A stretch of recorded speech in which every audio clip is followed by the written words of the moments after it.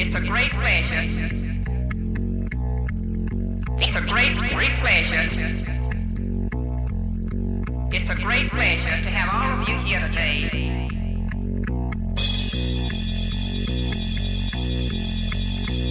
I thought you all might begin your tour here. It is a great pleasure having you all here today. Welcome to ECOMMERCE Carry On. My name is Phil Lay. And I'm Chris Morley. And our first article today is on Gerry Harvey getting unfairly slammed by Choice.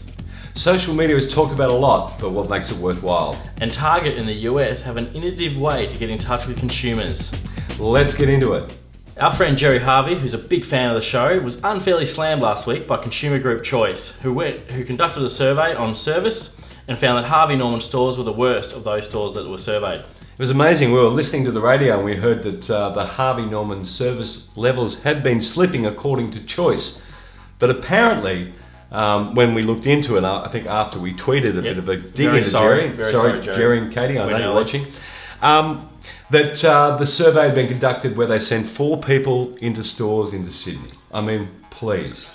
A proper survey needs at least 100 people. Oh, minimum. I think several hundred of a national retailer of this size.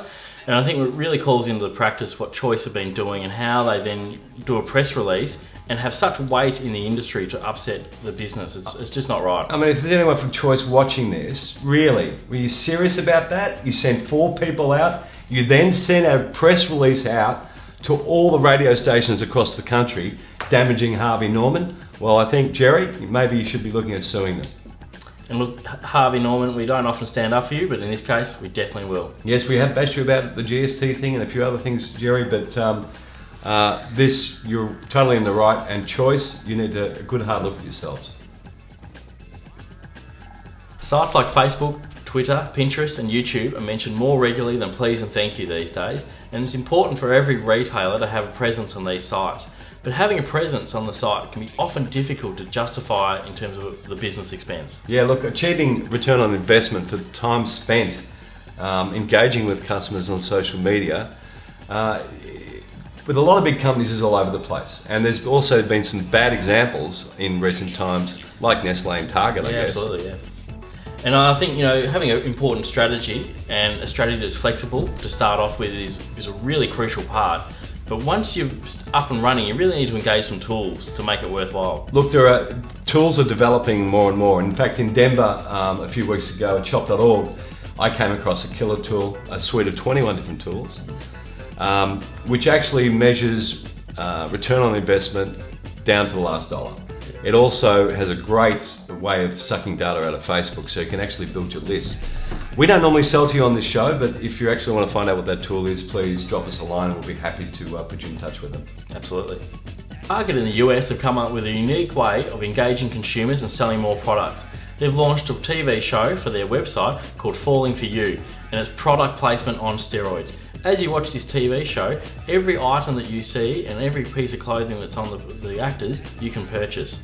Yeah, this is brilliant. I mean, we're actually giving Target a bit of a bagging on the show, or Target Australia, a few weeks ago, but I just find this fascinating and it's a great advancement. Sort of like, you know, it's a bit of a chick flick, but it gets you engaged. As you can see, the products that keep showing up as the movie is playing, or as the episode's playing. Yep.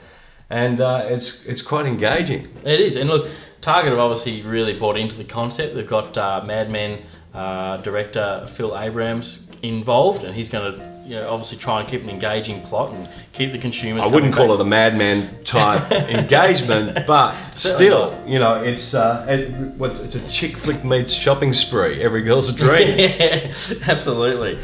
But check it out on the site. It's I think it's going to be the future, you know, tying in the products with the video and telling a story, so there's engagement to actually go back and watch it again. And, you know, it's pretty cost-effective way to communicate to the audience. It's much better than it's going to get a lot of views. Than old cataloguing, isn't it? It's the old catalogue in the mailbox. Here it is. And I really want to watch episode 2 to find out if John remembers kissing Amanda. Yeah, I don't know what happened there. That'll be quite interesting. There's a bit of tension going on. Yeah, make sure you tune in. Absolutely. Thanks for watching this week. Hope you got something out of the episode. Don't forget, keep the conversation going on Facebook, LinkedIn, Twitter, or follow the blog on Online Market Experts.